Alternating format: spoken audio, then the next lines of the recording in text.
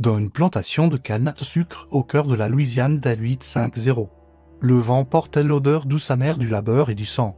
La maison des Beaumont, une bâtisse coloniale aux colonnes blanches, trônait comme un monument d'orgueil au milieu des champs.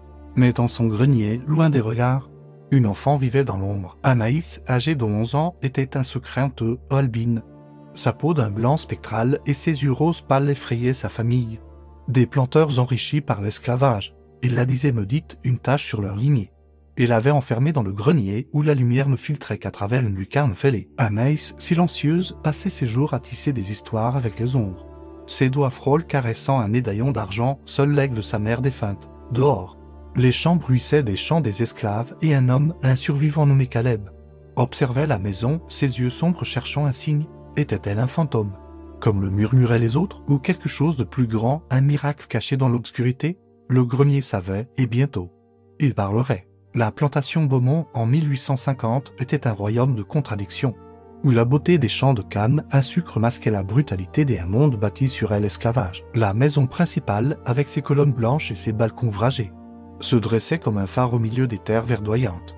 Mais son éclat cachait des secrets plus sombres que les nuits sans lune de la Louisiane. Les champs s'étendaient à perte de vue, leurs tiges ondulant sous le vent comme une mer vivante, tandis que les chants des esclaves, graves et rythmés, s'élevaient. Mêlés de douleur et d'espoir, chaque jour, le soleil brûlait la peau des travailleurs, leurs mains calleuses coupant la canne sous l'œil vigilant des contremaîtres, dont les fouets claquaient comme des avertissements. À l'ombre de cette opulence, dans le grenier de la maison, Anaïs vivait, invisible, une enfant albine que sa famille avait condamnée à l'oubli. Anaïs, âgée de 11 ans, était une énigme, même pour elle-même. Sa peau, d'un blanc si pur qu'elle semblait luire dans l'obscurité, et ses yeux roses pâles, presque translucides, était une source de terreur pour les Beaumont. Sa mère, Élisée Ibo, morte en lui donnant naissance, avait été une femme pieuse, mais son père, Charles Beaumont, maître de la plantation, voyait en Anaïs une malédiction divine. Une enfant du diable, murmurait-il, évitant son regard comme s'il craignait d'être maudit à son tour. Sa belle-mère, Marguerite, une femme aux lèvres pincées et aux robes de soie, avait décrété que l'enfant ne devait jamais être vu. Ainsi, dès ses premiers pas, Anaïs avait été reléguée dans le grenier, un espace poussiéreux où les poutres grinçaient et où les araignées tissaient des toiles aussi fragiles que ses rêves. Le grenier était un monde à part, un royaume d'ombre où Anaïs avait appris à survivre. La lucarne fêlée laissait entrer des rayons de soleil qu'elle capturait avec un éclat de verre brisé pour dessiner des motifs sur le plancher. Elle passait ses journées à écouter les sons de la plantation, les cloches annonçant le travail, les rires des enfants, des esclaves jouant dans les champs, les ordres secs des contremaîtres. Parfois, une servante, une femme âgée nommée Tante Rose, glissait un plateau de pain et de soupe sous la porte, accompagné d'un murmure « Tiens bon, petite ». Mais même Tante Rose n'osait pas la regarder dans les yeux, craignant la rumeur selon laquelle le regard d'Anaïs portait malheur. Anaïs, dans sa solitude, avait créé un refuge dans son esprit.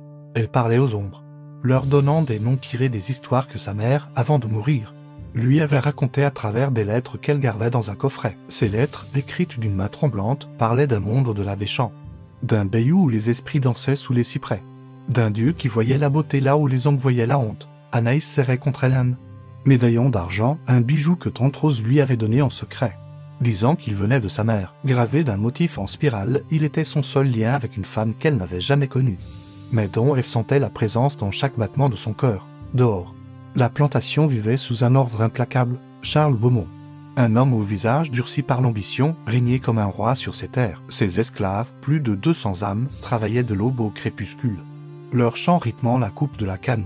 Parmi eux, un homme se distinguait, Caleb, un survivant de l'horreur, un ancien esclave affranchi par un maître précédent, mais qui avait choisi de rester pour aider les siens. Grand, les épaules marquées par les cicatrices du fouet, Caleb avait des yeux sombres qui semblaient voir au-delà du visible.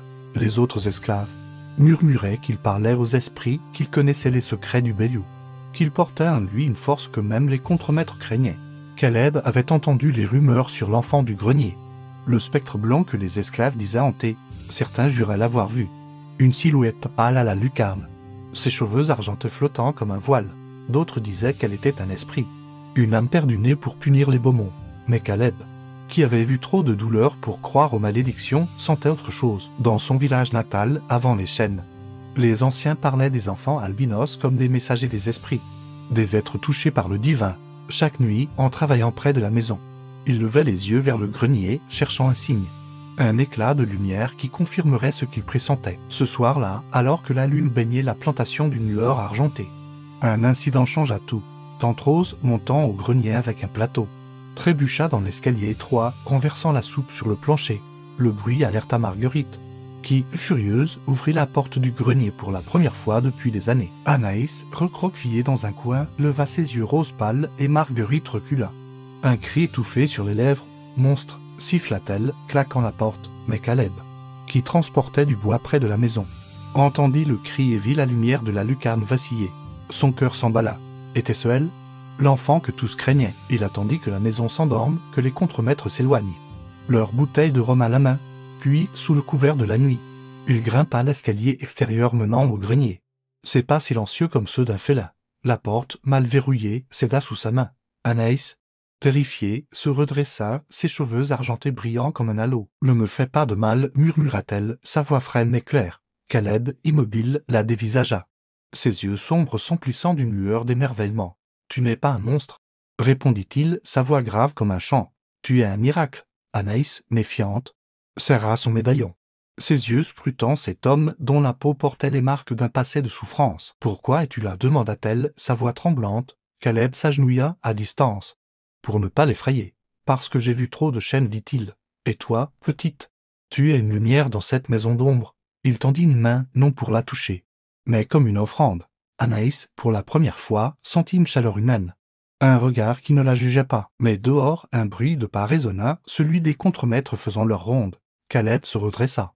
Son visage durcit. « Cache-toi, » murmura-t-il. « Ils ne doivent pas me trouver ici. » Anaïs hocha la tête, glissant dans l'ombre.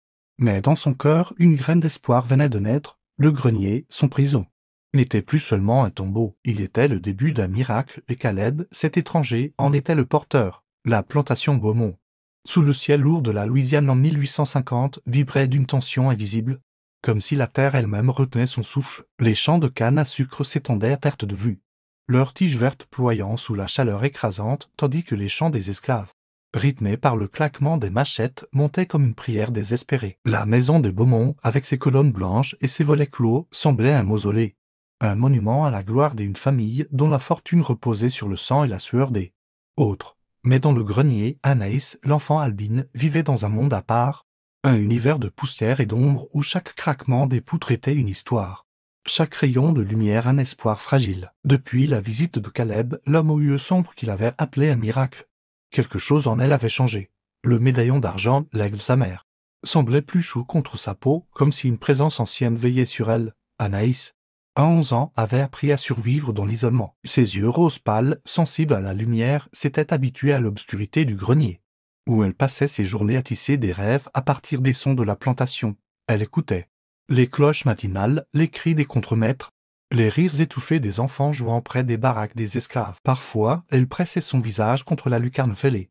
Apercevant les champs où des silhouettes courbées travaillaient sans relâche, elle imaginait leur vie, leurs espoirs, leurs peurs, se demandant si eux aussi se sentaient prisonniers. Le grenier, avec ses toiles d'araignée et son plancher usé, était sa cage. Mais depuis que Caleb avait osé entrer, il était aussi devenu une porte entr'ouverte vers un monde inconnu. Caleb, quant à lui, portait en lui les cicatrices d'un passé que la plantation ne pouvait effacer. Né dans un village africain, arraché à sa famille à l'âge de 10 ans, il avait traversé l'océan dans les cales d'un navire négrier, où les chaînes et la mort étaient ses seuls compagnons. Affranchi des années plus tard par un maître capricieux, il avait choisi de rester à la plantation Beaumont non par loyauté, mais pour être une ombre protectrice pour ceux qui restaient enchaînés. Les esclaves le respectaient, les contremaîtres le craignaient et les Beaumont l'ignoraient, le voyant comme un vestige inoffensif. Mais Caleb, dans ses prières silencieuses, parlait aux esprits du bayou. Ces marais où les cyprès semblaient murmurer des vérités oubliées.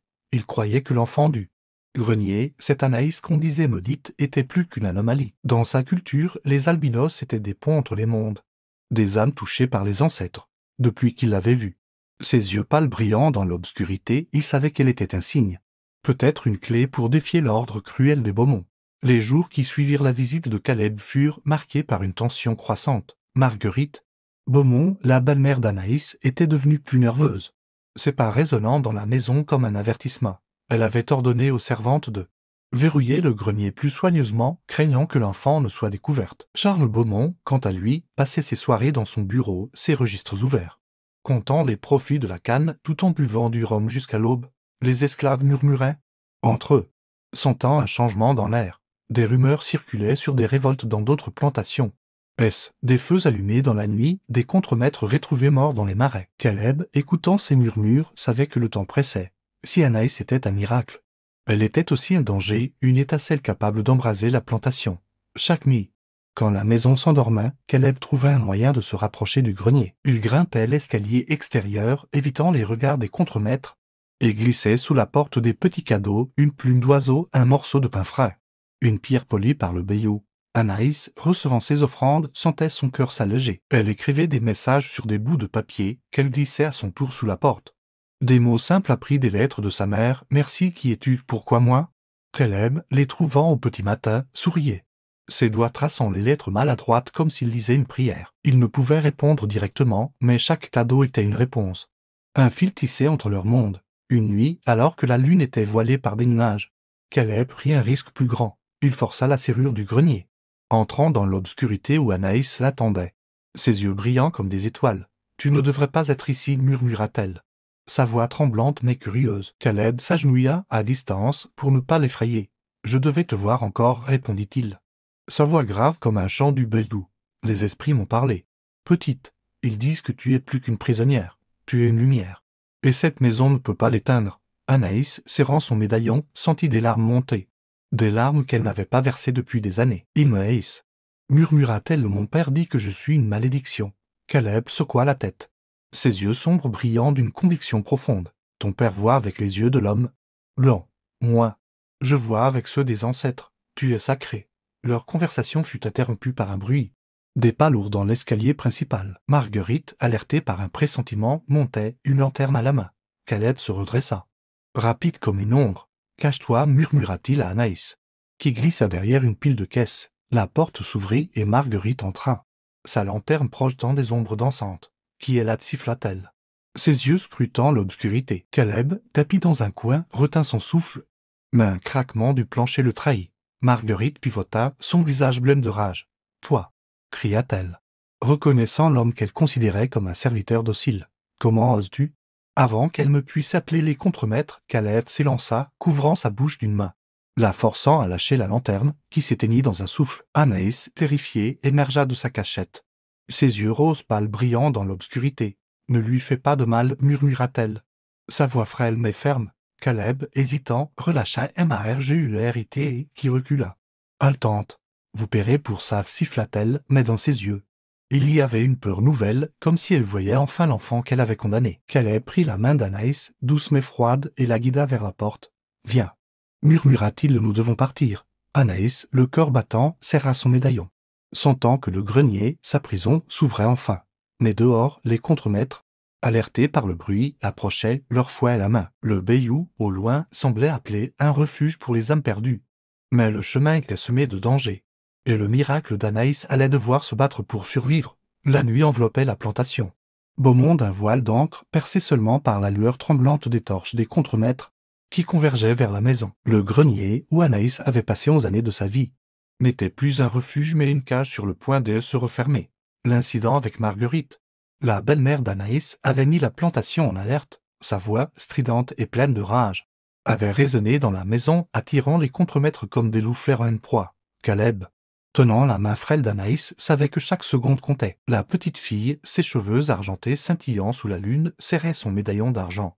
Ses yeux roses pâles écarquillés par la peur, mais aussi par une lueur nouvelle, l'espoir. Pour la première fois, elle quittait le grenier, mais le monde au-delà était un labyrinthe de dangers, où la plantation, avec ses champs de canne à sucre et ses contremaîtres armés, semblait prête à les engloutir. Caleb, guidé par l'instinct d'un homme qui avait survécu aux chaînes et aux fouets, entraîna Anaïs vers l'escalier extérieur, ses pas silencieux sur le bois usé.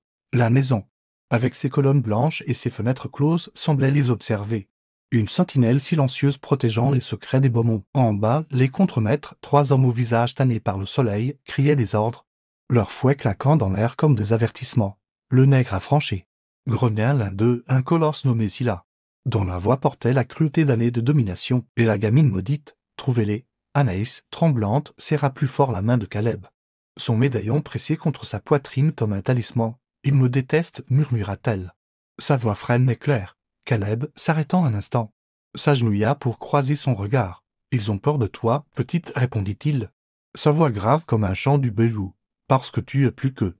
Ils descendirent l'escalier, se glissant dans l'ombre des murs de la maison, le béliou. Ce marécage mystérieux bordé de cyprès aux racines noueuses était leur seul espoir de salut. Caleb connaissait ses sentiers, ses cachettes, ses esprits. Il y avait grandi avant les chênes et y avait appris les secrets des anciens. Ceux qui parlaient aux étoiles et aux eaux troubles. Mais atteindre le bayou signifiait traverser les champs de canne, où les contremaîtres patrouillaient, leurs chiens aboyant dans la nuit. Caleb, tenant toujours la main d'Anaïs, la guida vers un sentier étroit. Dissimulé par les tiges hautes de la canne, l'odeur sucrée des plantes emplissait l'air, mêlée de celle de la terre humide et de la peur. Anaïs, ses pieds nus écorchés par les cailloux, avançait sans un mot. Sa peau blanche brillant comme un phare dans l'obscurité, les champs étaient un dédale vivant, les tiges bruissant comme des murmures d'esprit. Caleb, alerte, écoutait chaque son, chaque craquement. Il savait que les contremaîtres n'hésiteraient pas à les tuer, Caleb, pour son audace affranchie, et Anaïs pour le mystère qu'elle représentait. Les Beaumont, Charles et Marguerite voyaient en elle une honte à effacer, une tache sur leur lignée pure, mais Caleb, dans son cœur, voyait autre chose, une enfant sacrée. Un symbole que les esprits du Bayou avaient envoyé pour défier l'ordre cruel de la plantation. Il murmura une prière apprise dans son village natal, invoquant les ancêtres pour les guider. Anaïs, entendant ces mots dans une langue qu'elle ne comprenait pas, sentit une chaleur l'envahir, comme si le médaillon contre son cœur répondait à l'appel. Mais leur fuite fut bientôt menacée. Un aboiement déchira la nuit, suivi du grondement des chiens. Lâché par Scylla et ses hommes, Caleb jura à voix basse, tirant Anaïs derrière une pile de cannes coupées. « Reste ici, murmura-t-il, ses yeux sombres scrutant l'obscurité. Mais Anaïs, secouant la tête, refusa. « Je viens avec toi, dit-elle, sa voix tremblante mais résolue. » Caleb, surpris par son courage, hocha la tête, un sourire fugace traversant son visage. « Alors, sois une ombre, petite, comme moi. » Ils reprirent leur course, zigzagant entre les tiges, le bayou se rapprochant, son odeur de mousse et d'eau stagnante emplissant l'air. Les chiens, plus rapides, gagnèrent du terrain. Caleb, sentant le danger, s'arrêta près d'un ruisseau boueux. Ramassant une poignée de terre pour masquer leur odeur, il frotta les mains d'Anaïs. Puis Essiem, murmurant, « Le bayou nous cachera. » Ils plongèrent dans un sentier étroit, où les cyprès dressaient leurs silhouettes tordues comme des gardiens. Mais alors qu'ils approchaient d'une clairière, une torche brilla, révélant Scylla, son fouet enroulé comme un serpent. « Fin de la course, nègre » grogna-t-il, son regard tombant sur Anaïs. « Et toi, monstre, tu retournes dans ta cage. » Caleb, rapide, poussa Anaïs derrière lui, dégainant un couteau qu'il portait à la ceinture. Un outil volé au contremaître des années plus tôt. Le combat fut brutal et rapide. Scylla, fort mêlant, abattit son fouet, mais Caleb esquiva, son couteau traçant une entaille sur le bras du contremaître. Anaïs, terrifiée, ramassa une branche, la lançant de toutes ses forces vers Scylla, qui vacilla. Surpris par l'audace de l'enfant, Caleb profita de l'instant pour le repousser, le faisant tomber dans la boue. « Cours !» cria-t-il à Anaïs, la tirant vers le bayou. Les autres contremaîtres, alertés par les cris de Scylla, approchaient, leurs torches illuminant la nuit comme une meute de loups en chasse. Ils atteignirent enfin le bord du bayou, où au noir réfléchissait la lune comme un miroir brisé. Caleb, haletant, guida Anaïs vers une barque cachée sous des roseaux, un vestige utilisé par les esclaves pour des évasions secrètes. « Monte » murmura-t-il, les dents à grimper. Anaïs, ses yeux roses pâles brillants d'une lueur farouche, obéit, son médaillon scintillant comme un phare. Mais alors que Caleb poussait la barque dans l'eau, une flèche siffla, frôlant son épaule. Les contremaîtres, armés d'arbalètes, émergeaient des arbres, leurs cris résonnant comme un glas. Anaïs, paniquée, s'accrocha à Caleb, ses doigts serrant son bras. « Ne me laisse pas » murmura-t-elle, sa voix brisée par la peur. Caleb, malgré la douleur, pagaya, la barque glissant dans les eaux troubles du bayou. Les cyprès, avec leurs racines noueuses, formaient un labyrinthe protecteur. Mais les torches des contremaîtres restaient visibles, leurs voiles volant des menaces. Anaïs, recroquevillée, sentit une étrange paix l'envahir, comme si le bayou lui parlait, ses murmures apaisants contrastant avec le chaos. Caleb, les muscles tendus, murmura une prière. Ces mots en une langue ancienne semblant calmer les eaux. « Les esprits veillent sur nous, dit-il, ses yeux sombres croisant ceux d'Anaïs. Elle hocha la tête, sentant que ce moment, cette fuite, était plus qu'une évasion, c'était un serment, un pacte entre une enfant sacrée et un survivant, unis contre les chaînes de la plantation. Mais le bayou, bien que protecteur, était aussi un lieu de secret. Au loin, une lueur scintilla, non pas une torche, mais quelque chose d'autre, comme un feu follet dansant sur l'eau. Caleb, alerté, Ralentit la barque. Était-ce un signe des esprits ou un piège tendu par les Beaumont d'Anaïs? Son médaillon chaud contre sa peau. Sentit une vérité émerger, leur voyage ne faisait que commencer. Et le miracle qu'elle représentait allait devoir affronter le feu pour briller. Le bayou, sous la lune voilée de la Louisiane en 1850, était un monde vivant. Un labyrinthe d'eau noire et de cyprès tordus, où les racines semblaient murmurer des secrets anciens. La barque d'Anaïs et Caleb glissaient dans l'obscurité, portée par le courant paresseux. Chaque coup de rame de Caleb un effort contre la fatigue et la douleur de son épaule éraflée par la flèche. Anaïs, recroquevillée à l'avant, ses cheveux argentés scintillant comme un halo, serrait son médaillon d'argent. Ses yeux roses pâles scrutant les ombres, les torches des contremaîtres loin derrière s'estompaient. Leurs cris étouffés par la brume épaisse qui enveloppait le marécage. Mais le bayou n'était pas un simple refuge. Il était un gardien à la fois protecteur et capricieux, et Anaïs en sentait son cœur battre au rythme de ses murmures comme si les esprits dont Caleb parlait l'observaient. La plantation Beaumont, avec ses champs de canne à sucre et sa maison oppressante, semblait un souvenir lointain. Mais son emprise pesait encore. Anaïs, qui avait passé sa vie dans l'obscurité du grenier, découvrait le monde pour la première fois, un monde d'odeurs de mousse et de terre humide, de sons étrange, le cassement des grenouilles, le cri d'un oiseau nocturne, le clapotis de l'eau contre la barque. Elle était terrifiée, mais une lueur nouvelle brilla en elle. Nourrie par les mots de Caleb, tu es un miracle. Pour la première fois, elle se demandait si sa différence, cette peau spectrale et ses yeux qui effrayaient les Beaumont, pouvaient être une force, un don, plutôt qu'une malédiction. Caleb, pagayant avec une détermination silencieuse, semblait en communion avec le bayou. Ses yeux sombres, marqués par des années de souffrance, scrutaient les ombres, cherchant des signes. Il connaissait ces eaux depuis son enfance, avant les chaînes, quand son peuple, loin de la Louisiane, vivait libre sous un ciel africain. Les anciens lui avaient appris à écouter les esprits, à lire les courants, à respecter les forces invisibles qui régnaient sur les lieux sauvages, dans son village. Un enfant albino comme Anaïs aurait été honoré, élevée comme un pont entre les vivants et les ancêtres. Ici, dans le monde des Beaumont, elle était une paria, mais Caleb voyait en elle une lumière. Une promesse que les chaînes de l'esclavage, qu'ils soient de fer ou de honte, pouvaient être brisées. Où allons-nous? Murmura Anaïs. Sa voix frêle perçant le silence. Caleb, sans cesser de ramer, répondit doucement, vers un endroit sûr, petite, un campement au cœur du bayou, où d'autres comme moi se cachent, des affranchis, des fuyards, des âmes que les Beaumont n'ont pas pu briser. Anaïs, serrant son médaillon, hocha la tête.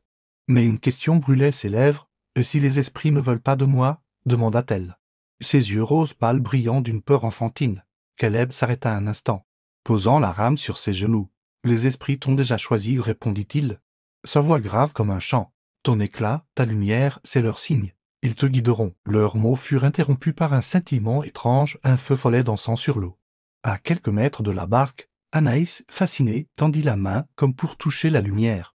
Mais Caleb l'arrêta d'un geste. « Ne bouge pas, murmura-t-il. » Son regard alerte. Les feux follets, disait-on, étaient des esprits, parfois bienveillants, parfois trompeurs, guidant les voyageurs vers le salut ou la perdition. Celui-ci, vacillant comme une flamme dans le vent, semblait les appeler, mais Caleb, méfiant, changea de cap, dirigeant la barque vers un canal étroit bordé de cyprès. « Le bayou teste ceux qui le traversent, » expliqua-t-il, « nous devons être prudents. » Mais la prudence ne suffisait pas. Un craquement réseau, NNA, suivi d'un aboiement lointain. Les contremaîtres, menés par Scylla, n'avaient pas abandonné. Ils avaient trouvé des barques, probablement volées aux pêcheurs du bayou, et leurs torches, visibles à travers la brume, approchaient. Anaïs, paniquée, serra le médaillon si fort que ses doigts blanchirent. « Il nous rattrape, » murmura-t-elle. Sa voix tremblante. Caleb, les mâchoires serrées, pagaya plus vite, ses muscles tendus sous l'effort. « Pas encore, grogna-t-il, le bayou est avec nous. » Ils glissèrent dans un canal plus étroit où les racines des cyprès formaient un toit naturel. Cachant la barque, Caleb, utilisant sa connaissance des lieux, guida la barque à travers des passages secrets, où l'eau était si peu profonde que les roseaux frôlaient leur visage. Anaïs, fascinée par son assurance, sentit une admiration grandir. Cet homme, marqué par les cicatrices du fouet, était plus qu'un survivant, il était un gardien, un guide. Comme les héros des histoires que sa mère lui avait laissées dans ses lettres. Elle ouvrit le médaillon, révélant un minuscule portrait, une femme aux traits doux mais tristes. « Ma mère » murmura-t-elle, montrant l'image à Caleb. Il hocha la tête. Une lueur de respect dans les yeux. « Elle t'a donné sa force, dit-il. Garde-la précieuse. » Le campement des fuyards apparut enfin. Une clairière cachée où des tentes de toile et de roseaux s'élevaient sous les cyprès. Une dizaine D'hommes et de femmes, leurs visages marqués par la fatigue mais leurs yeux brillants d'espoir. Les accueillirent. Une femme, grande et mince, avec des tresses ornées de perles. S'avança. Caleb, dit-elle, sa voix chaude mais teintée de méfiance. Qui est cet enfant? Caleb, aidant Anaïs à descendre de la barque. Répondit, elle s'appelle Anaïs. Les Beaumont l'ont cachée. Mais les esprits l'ont envoyée à nous. Elle est sacrée. Les fuyards murmurèrent. Certains faisant des signes de protection. D'autres fixant Anaïs avec émerveillement. Une vieille femme, aux mains noueuses, toucha doucement les cheveux argentés d'Anaïs. Une enfant des étoiles, murmura-t-elle. Les larmes aux yeux, mais le répit fut de courte durée. Les torches des contremaîtres réapparurent. Leur barque glissa dans le canal. Caleb, alerté, rassembla les fuyards, distribuant des armes, des couteaux, des lances taillées, des arcs improvisés. Ils ne prendront pas l'enfant, déclara-t-il. Sa voix vibrante de défi. Anaïs, debout au centre du campement, sentit une peur nouvelle. Mais aussi une force. Elle n'était plus la prisonnière du grenier. Elle était une lumière, comme Caleb l'avait dit. Et cette lumière devait briller, même face à la tempête. Les contremaîtres surgirent. Scylla à leur tête, son fouet enroulé comme une menace. Rendez la gamine, rugit-il. Son regard tombant sur Anaïs. Et toi, Caleb, tu mourras pour ça. Mais les fuyards, unis, formèrent un cercle autour d'Anaïs, leurs armes prêtes. Caleb, brandissant son couteau, s'avança. Elle n'est pas à vous, répondit-il. Sa voix résonnant comme un défi aux esprits du Bayou. Anaïs, serrant son médaillon, sentit une chaleur l'envahir, comme si sa mère, les ancêtres, le Bayou lui-même, se tenait à ses côtés. La bataille s'engagea, les lames s'entrechoquant dans la nuit, et Anaïs, pour la première fois, comprit que son miracle, sa lumière, pouvait changer le destin de ceux qui croyaient en elle. Le Bayou, sous la lueur pâle d'une lune voilée, était un théâtre d'ombre et de cris, où au noir réfléchissaient les éclats des torches et le scintillement des lames. Le campement. Des fuyards, nichés dans une clairière entourée de cyprès noueux, vibraient sous l'assaut des contremaîtres de la plantation Beaumont. Scylla, leur chef, un colosse à la peau brûlée par le soleil, au regard chargé de mépris, brandissait son fouet comme une extension de sa rage. Rendez la gamine maudite, rugit-il, sa voix résonnant dans le marécage, tandis que ses hommes, armés de couteaux et d'arbalètes, formaient un arc menaçant autour du campement. Anaïs, 11 ans, se tenait au centre, ses cheveux argentés brillant comme un phare dans l'obscurité. Son médaillon d'argent serré contre son corps, ses yeux rose pâle, autrefois source de honte, brûlaient d'une lueur nouvelle, un mélange de peur et de défi. Caleb, à ses côtés, son couteau à la main, semblait sculpté dans l'ombre. Ses cicatrices de fouet visibles sous sa chemise déchirée, un symbole de sa résistance.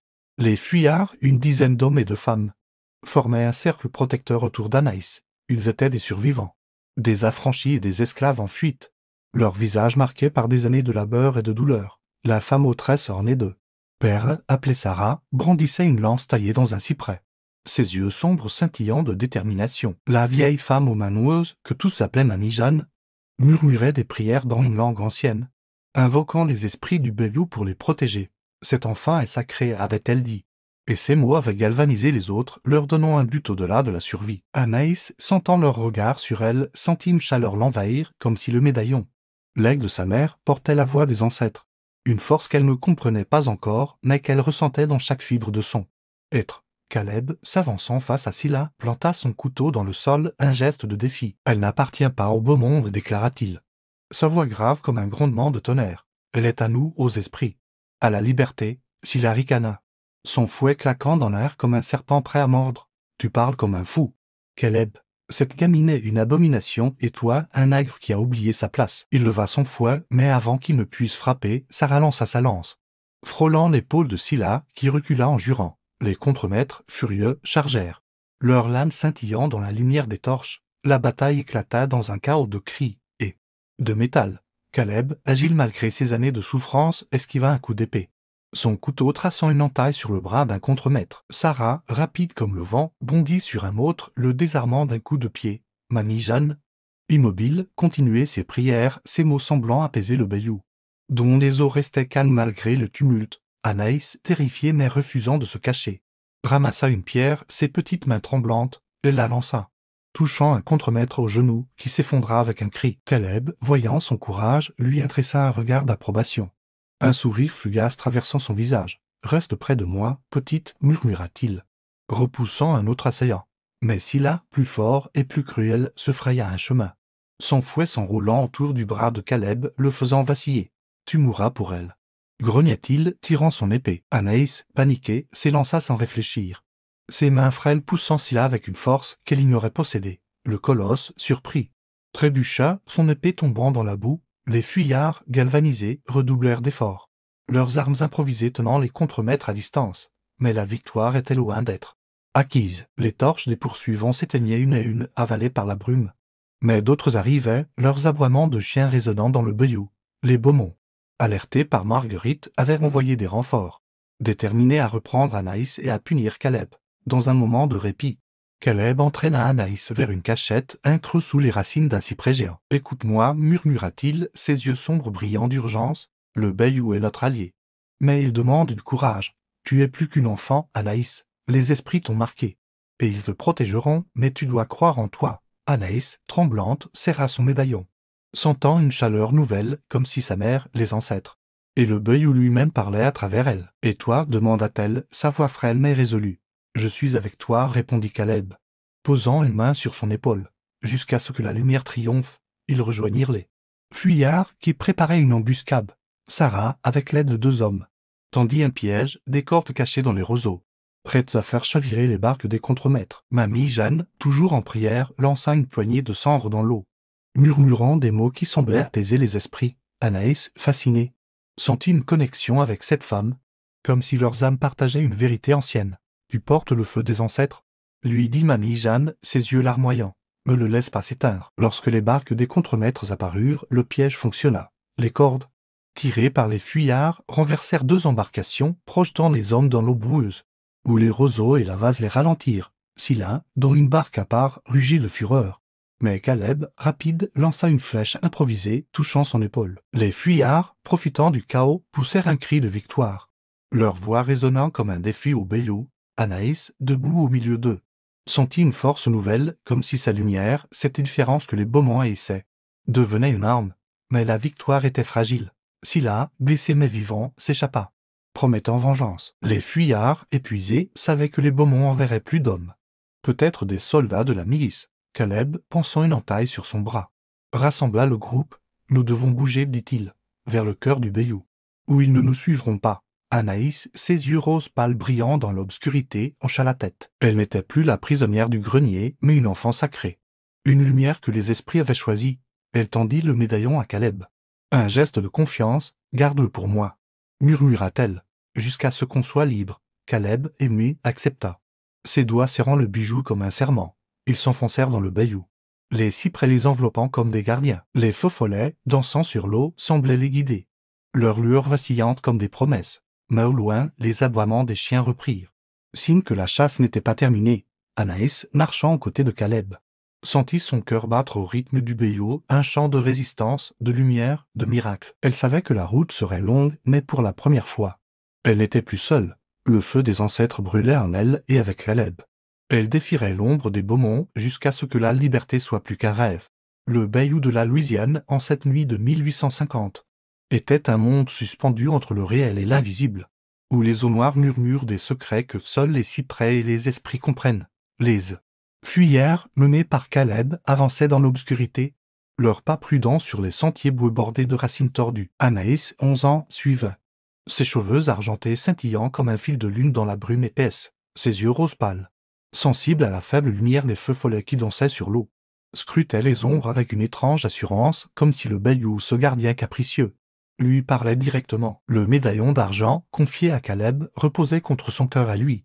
Un serment silencieux entre l'enfant sacré et le survivant des chênes. Derrière eux, les aboiements des chiens de la plantation Beaumont, lancés par Scylla et les contremaîtres, résonnaient, un rappel que la liberté était encore un rêve fragile, menacé par la colère d'un empire bâti sur l'esclavage. Le campement des fuyards, désormais abandonné, n'était plus qu'un souvenir. Ses tentes dispersées dans le chaos de la bataille précédente, Caleb, Sarah, Mamie Jeanne et les autres s'enfonçaient dans le cœur du BYU, un territoire où même les contremaîtres hésitaient à s'aventurer. Les cyprès, avec leurs branches drapées de mousse espagnole, formaient un labyrinthe naturel, leurs racines s'enlaçant comme des doigts protecteurs. L'air était lourd, chargé d'une humidité qui collait à la peau, et les sons du marécage, le classement des grenouilles, le cri d'un hibou, le clapotis de l'eau semblait un chœur ancien à la fois apaisant et menaçant. Anaïs, ses pieds nus écorchés par les roseaux, avançait sans se plaindre, portée par une force qu'elle découvrait en elle, une lumière que Caleb avait vue avant elle. Caleb, en tête du groupe, portait les cicatrices de son passé comme une armure invisible, chaque marque sur son dos, laissée par le fouet, était un témoignage de sa survie, mais aussi de sa révolte. Il avait vu des hommes et des femmes brisés par la plantation, leurs âmes éteintes sous le poids des chaînes, mais il avait aussi vu l'espoir. Dans les chants murmurés la nuit, dans les regards échangés sous les étoiles, Anaïs, cet enfant albine que les Beaumont appelaient une malédiction, était pour lui un signe, un miracle vivant, une promesse que la liberté pouvait naître même dans les ténèbres. Il serrait le médaillon dans sa poche, sentant son poids comme un rappel de sa mission, protéger Anaïs. Non seulement des contremaîtres, mais de la peur qui risquait de l'éteindre. Sarah, la femme aux tresses ornées de perles, marchait à ses côtés, sa lance toujours à la main. Elle avait fui une plantation voisine des années plus tôt. Après avoir vu son frère mourir sous le fouet, son regard, dur mais empreint d'une compassion discrète, se posait souvent sur Anaïs, comme si elle voyait en l'enfant une sœur, une fille, un symbole. « Elle est courageuse », murmura-t-elle à Caleb, tandis qu'il traversait un gué peu profond. « Mais elle est si jeune, survivra-t-elle à ce monde ?» Caleb, sans ralentir, répondit « Elle survivra. Parce qu'elle est plus qu'une enfant. Les esprits l'ont marquée, Sarah, et nous la protégerons. » Mamie Jeanne, à l'arrière, murmurait ses prières, ses mains noueuses traçant des signes dans l'air, comme pour apaiser les forces invisibles du Bayou. Anaïs, écoutant leur voix, sentait une chaleur grandir en elle malgré la peur. Le grenier, avec ses poutres poussiéreuses et sa lucarne fêlée, semblait appartenir à une autre vie. Elle repensait aux lettres de sa mère, Élisée, qu'elle avait lues tant de fois qu'elle en connaissait chaque mot. « Tu es née sous une étoile, ma fille », écrivait Élisée, ne laisse jamais personne te dire que ta lumière est une honte. Ces mots, gravés dans son cœur, prenaient un sens nouveau à la lumière des paroles de Caleb et des regards des fuyards. Elle n'était plus la gamine maudite des Beaumont, mais une enfant sacrée. Une lumière dans la tempête, et cette vérité, fragile mais puissante, la portait à travers la boue et les ombres. Leur progression fut interrompue par un cri strident, un hurlement humain qui glaça le sang. Caleb, alerte, fit signe au groupe de s'arrêter, ses yeux scrutant les ténèbres. Les aboiements des chiens, plus proches, étaient désormais accompagnés de voix humaines, celles des contremaîtres et, pire encore, de soldats. Charles Beaumont, averti de la fuite d'Anaïs, avait fait appel à la milice locale, des hommes armés de fusils et de baïonnettes, prêts à écraser toute révolte. « Ils sont trop nombreux », murmura Sarah, sa lance serrée dans ses mains. Mamie Jeanne, imperturbable, continua ses prières, ses mots s'élevant comme une fumée dans la brume. « Les esprits nous guideront », dit-elle, ses yeux fixés sur Anaïs, l'enfant et leur lumière. Caleb, prenant une décision rapide, guida le groupe vers un îlot au centre du Bayou. Une terre émergeait entourée d'eau noire et de roseaux. « Nous devons nous cacher », murmura-t-il, aidant Anaïs à grimper sur la terre ferme. Les fuyards, épuisés mais déterminés, formèrent un cercle, leurs armes prêtes. Anaïs, au centre, sentit une responsabilité nouvelle peser sur elle. Ces gens risquaient leur vie pour elle. Une enfant qu'il connaissait à peine, mais qu'il voyait comme un miracle. Elle toucha le médaillon dans la poche de Caleb, ses doigts frôles effleurant le métal. « Je ne veux pas qu'il meure pour moi », murmura-t-elle, sa voix tremblante. Caleb, s'agenouillant, posa une main sur son épaule. « Il ne meurt pas pour toi, petite. Ils vivent pour ce que tu représentes, la liberté. » Leur cachette fut bientôt découverte. Les torches des miliciens, plus nombreuses que celles des contremaîtres, illuminèrent le Bayou, leurs reflets dansant sur l'eau comme des esprits en colère. Scylla, son épaule bandée mais son fouet toujours à la main, menait l'assaut. Aux côtés d'un officier de la milice, un homme au visage dur nommé Capitaine Hargrove. « Rendez l'enfant !» cria Hargrove, sa voix portant à travers le marécage. « Et nous épargnerons les autres. » Caleb, immobile, échangea un regard avec Sarah, puis avec Anaïs. « Pas de reddition », murmura-t-il, sa voix ferme comme le roc. Les fuyards, unis, hochèrent la tête, leurs armes levées. La bataille qui suivit fut un chaos de cris et de sang. Les miliciens, mieux armés, tirèrent des coups de fusil, mais le Bayou, avec ses eaux traîtresses et ses racines glissantes, joua en faveur des fuyards. Sarah, rapide, lança sa lance, touchant un milicien au bras. Caleb, utilisant la brume comme couverture, neutralisa un autre avec son couteau, ses mouvements précis comme ceux d'un chasseur. Anaïs, cachée derrière un cyprès, sentit une idée germer. Elle ramassa une torche abandonnée, sa flamme vacillante dans ses mains. « Les esprits », murmura-t-elle, se souvenant des prières de Mamie Jeanne, sans réfléchir. Elle lança la torche dans les roseaux secs qui s'embrasèrent, créant un mur de feu entre les fuyards et leurs poursuivants.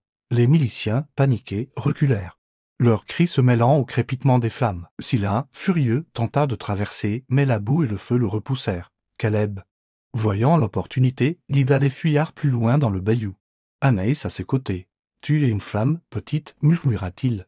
Un sourire éclairant son visage, mais Anaïs, haletante, savait que le feu qu'elle avait allumé n'était qu'un sursis. Les Beaumont, avec leur fortune et leur pouvoir, enverraient d'autres hommes, le Bayou.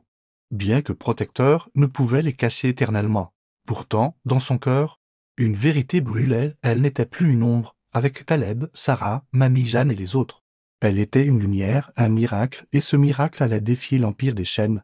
Même au prix du sang, le Bayou, dans la nuit profonde d'un 850, était un sanctuaire d'ombre et de murmures. Ses eaux noires réfléchissant la lueur vacillante des feux follets, comme des étoiles tombées. Les cyprès, drapés de mousse espagnole, se dressaient comme des sentinelles. Leurs racines noueuses plongeant dans la boue, formant un labyrinthe où le temps semblait suspendu. Anaïs, 11 ans, avançait aux côtés de Caleb, ses pieds nus s'enfonçant dans la terre humide. Ses cheveux argentés scintillant sous la lune voilée. Ses yeux rose pâle, autrefois source de honte, brillaient d'une lumière nouvelle, un mélange de peur, de courage et d'une foi grandissante en ce que Caleb appelait son miracle. Le médaillon d'argent qu'elle avait confié à Caleb reposait dans sa poche. Un lien tangible avec sa mère défunte et les esprits du Bayou. Derrière eux, Sarah, Mamie Jeanne et les autres fuyards suivaient, leurs silhouettes fatiguées mais résolues. Leurs armes improvisées prêtes à défier la mort elle-même. Le feu qu'Anaïs avait allumé dans les roseaux secs avait repoussé les miliciens de la plantation. Beaumont, mais le répit était temporaire, les aboiements des chiens, bien que plus lointains, résonnaient encore, et les torches des poursuivants, menés par Syll et le capitaine Hargrove, perçaient la brume comme des yeux de prédateurs. Caleb, son bras entaillé saignant doucement, guidait le groupe à travers un sentier secret.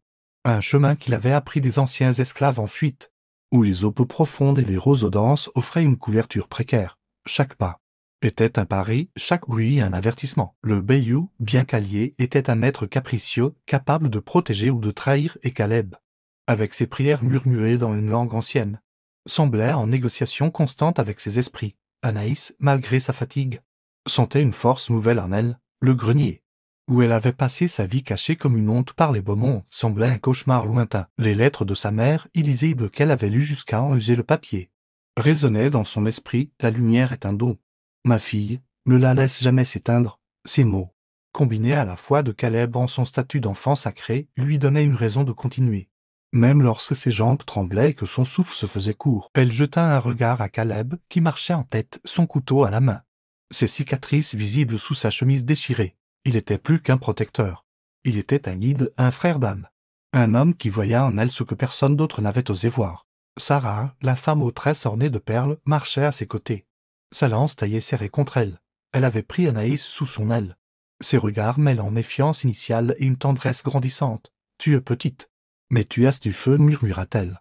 Un sourire fugace traversant son visage marqué par les années de fuite. Mamie Jeanne, à l'arrière, continuait ses prières, ses mains noueuses traçant des signes dans l'air, comme s'il tissait un bouclier invisible autour du groupe. « Les esprits sont avec nous, dit-elle, ses yeux larmoyants fixés sur Anaïs.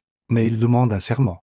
Petite, un serment de lumière. Anaïs, ne comprenant pas pleinement, hocha la tête, sentant que ces mots portaient un poids qu'elle devrait bientôt porter. Leur destination était Anne. Refuge légendaire, un village caché au cœur du Bayou, où des esclaves en fuite et des affranchis vivaient libres, loin des chaînes des plantations. Caleb en avait entendu parler dans les récits murmurés la nuit.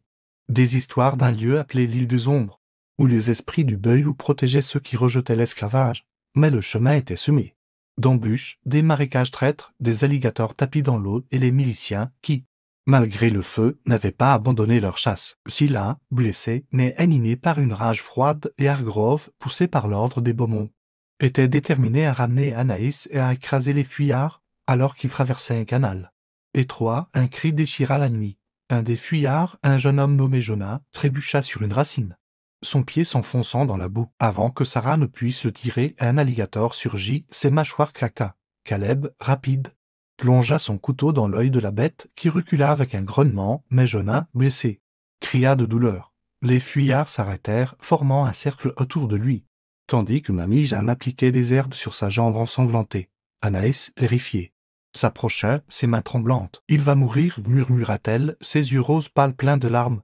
Mamie Jeanne, levant les yeux, posa une main sur sa joue. « Pas si les esprits le veulent.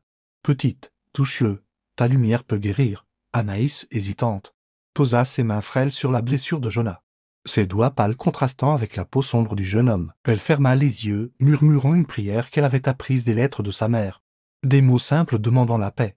Une chaleur étrange, comme un courant, sembla passer de ses mains à Jonah, qui cessa de trembler, son souffle se stabilisant. Les fuyards, stupéfaits, murmurèrent, certains faisant des signes de protection. Caleb, observant la scène, sentit une vérité s'ancrer. Anaïs n'était pas seulement un symbole, mais une force, un miracle vivant. Tu vois, murmura-t-il, ses yeux sombres brillant d'émerveillement. Les esprits parlent à travers toi, mais leur moment de répit fut brisé par le clapotis des rames. Les miliciens, ayant contourné le feu, approchaient dans des barques, leurs torches illuminant le bayou comme une invasion. Caleb, prenant la tête, ordonna au groupe de se cacher dans les roseaux, tandis qu'il préparait un piège. Avec Sarah, il tendit des cordes sous l'eau, prêtes à renverser les embarcations ennemies. Anaïs, cachée avec Mamie Jeanne, sentit une responsabilité nouvelle peser sur elle.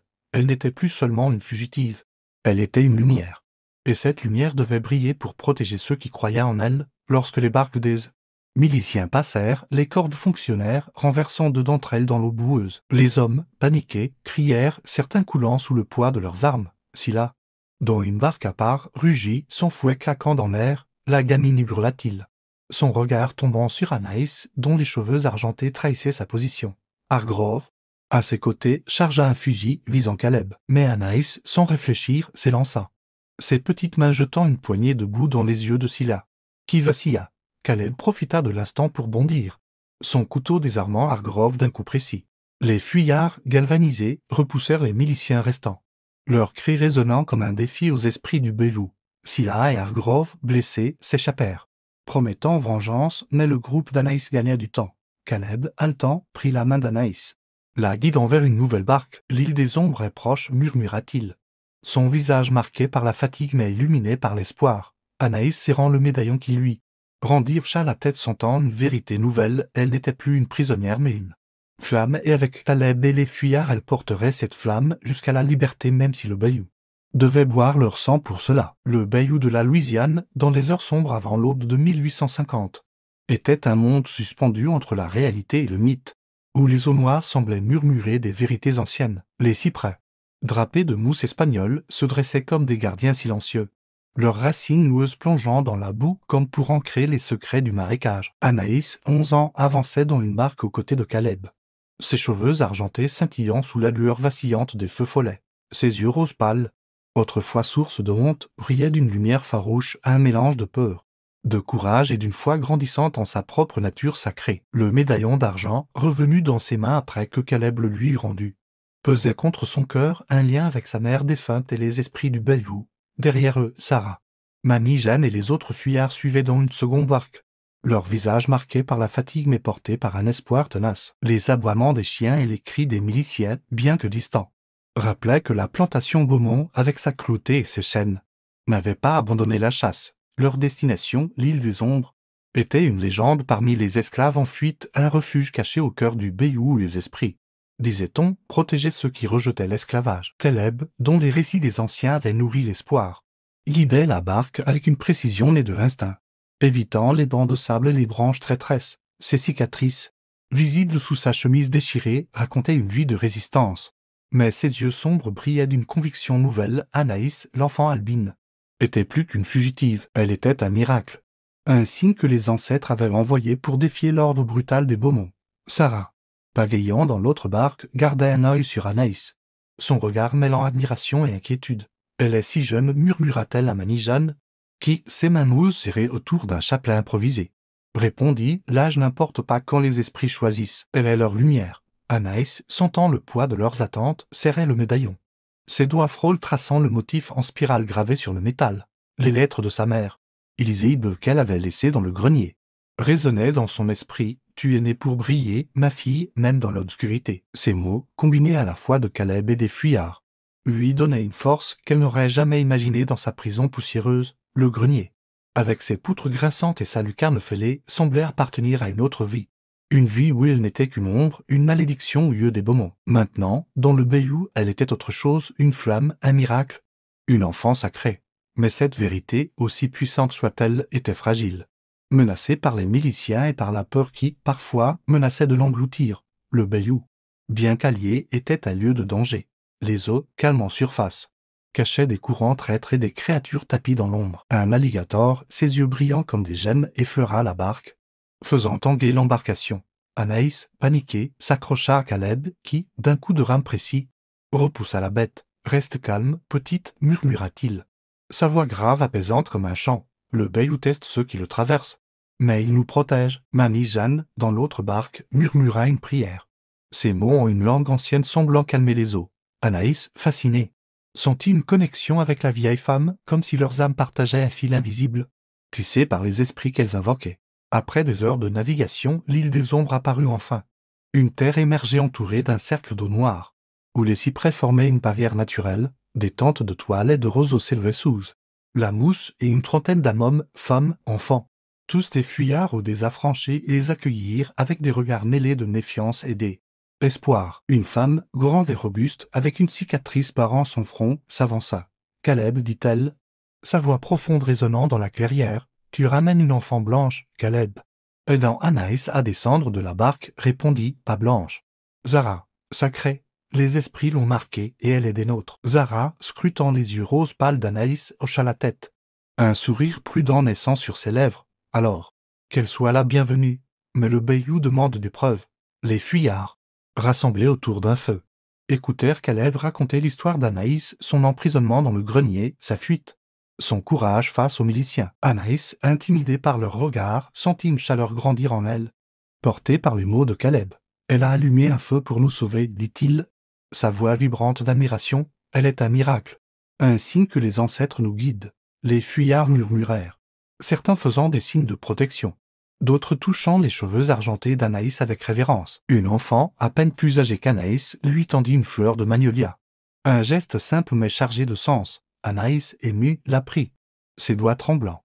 Pour la première fois, elle se sentait vue, non comme une malédiction, mais comme une lumière. Mais le refuge de l'île des ombres n'était pas inviolable, alors que la nuit s'épaississait, un cri perça la brume, suivi du clapotis des rames. Les miliciens, menés par Scylla et Hargrove, avaient retrouvé leurs traces, leurs barques glissant dans le bayou comme des prédateurs. Caleb, alerté, rassembla les fuyards, distribuant des arcs, des lances et des couteaux. « Ils ne prendront pas l'enfant, déclara-t-il. Sa voix un défi aux esprits même. Anaïs, au centre du campement, sentit une responsabilité nouvelle. Ces gens, ces âmes brisées par l'esclavage, voyaient en elle un espoir. Et elle ne pouvait les abandonner.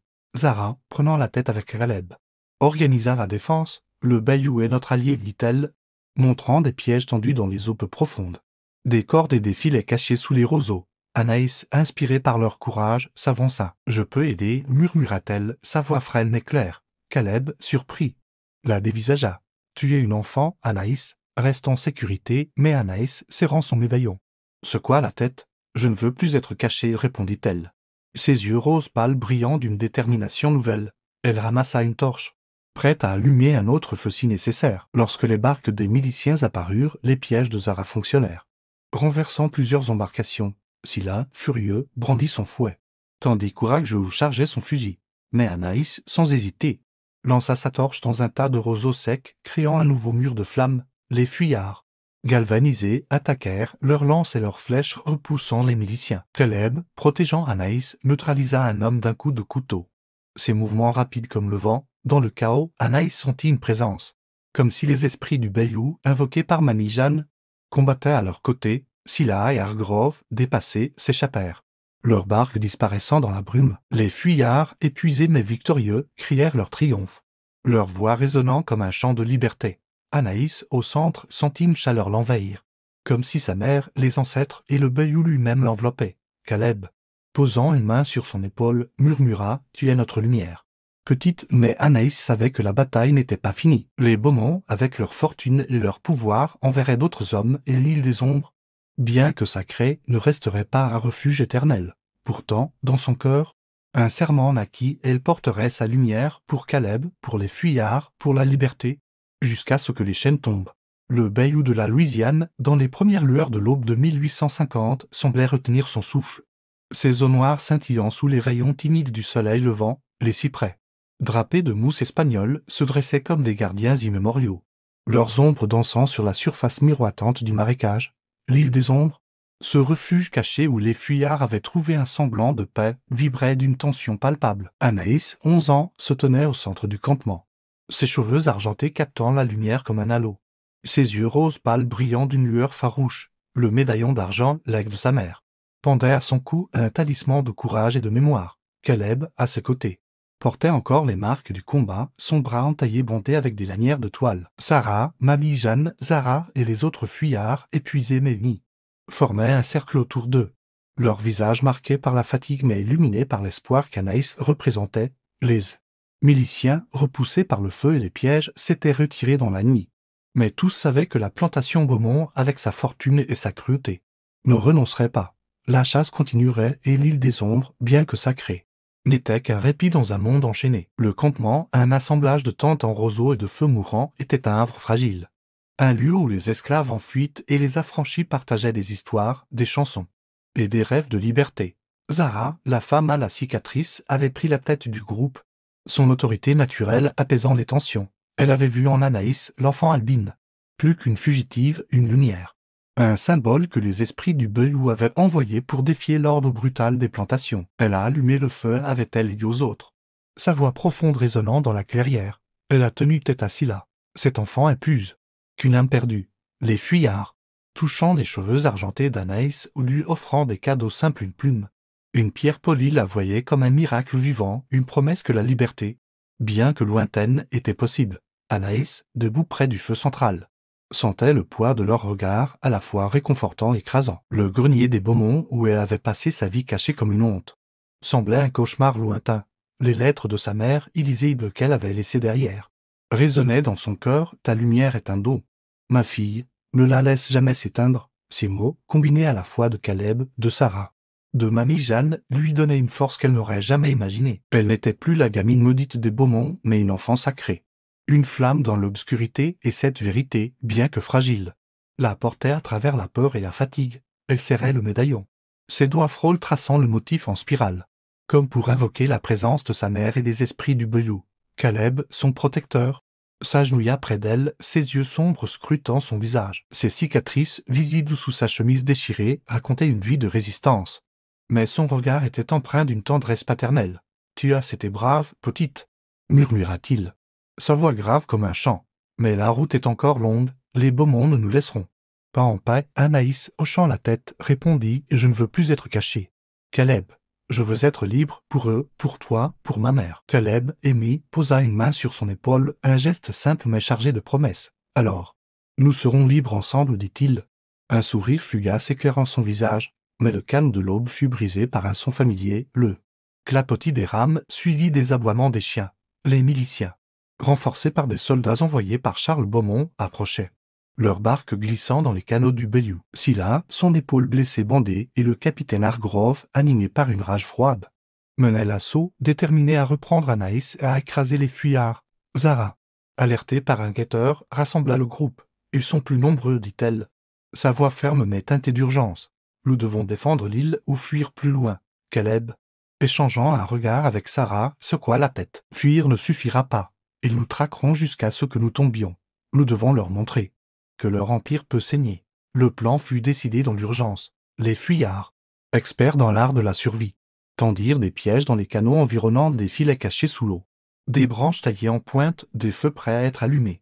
Anaïs, malgré son jeune âge, insista pour aider. « Je peux porter une torche, dit-elle, sa voix frêle mais résolue. » Sarah, hésitante, finit par acquiescer, lui tendant une branche enflammée. « Reste près de moi, » murmura-t-elle, ses yeux brillants d'une affection protectrice. Mamie Jeanne, ses prières ininterrompues, traça un cercle de cendres autour d'Anaïs, murmurant « Les esprits te gardent. » Petite est ta lumière et leur feu, lorsque les barques des miliciens apparurent. Leurs torches illuminant le Bayou comme une invasion, les pièges fonctionnèrent. Les filets renversèrent plusieurs embarcations, projetant les hommes dans l'eau boueuse, où les roseaux et les courants les ralentirent. Caleb, à la tête d'un groupe, lança des flèches improvisées, touchant plusieurs miliciens. Sarah, agile, guida Anaïs vers un point surélevé où elles allumèrent un feu, créant un mur de flammes pour bloquer un canal. Anaïs, tenant sa torche, sentit une chaleur l'envahir comme si les esprits, invoqués par Mamie Jeanne, combattait à ses côtés. Ses yeux rose pâle, brillant dans l'obscurité, semblaient défier les miliciens qui, Voyant son éclat hésiter, certains murmurant des superstitions sur le spectre blanc Scylla. Furieux, se fraya un chemin à travers la fumée, son fouet claquant comme un serpent. La gamine.